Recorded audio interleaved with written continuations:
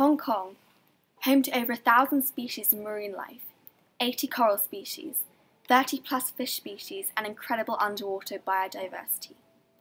Thousands of fish and fascinating underwater plant life hide beneath the murky depths, however, they are rarely spared a glance. Pollution is not the only problem that has plunged Hong Kong to peril. Overfishing and marine life neglection has, too.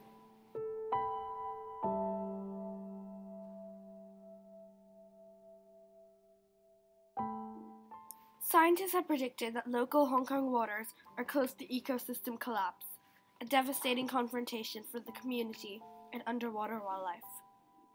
This is due to the intense overfishing problem that plagues the city, that few people know about. Many areas teeming with fresh marine life are unprotected and are not owned, and due to the unsustainable fishing practices that occur regularly, soon they will be damaged forever.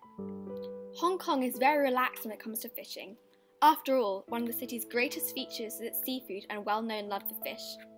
Vessels out in local seas don't need fishing licenses, nor is there any limitation of the number of fishing boats either. However, there used to be one main issue that heavily impacted the marine biodiversity: trawling.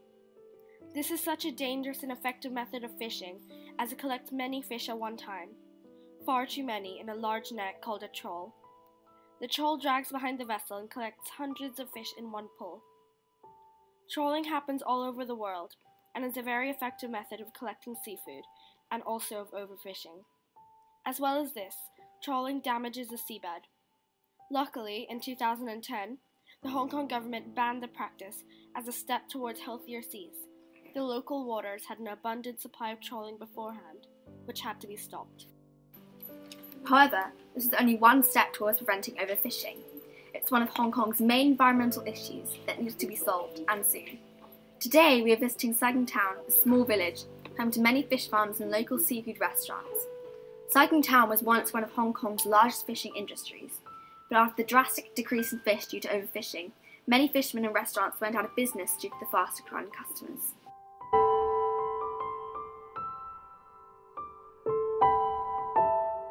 So, how often do you eat fish? Well, I'm from Scotland and we're an island and we're surrounded by sea, so we eat quite a lot of fish, so probably twice a week I would eat fish.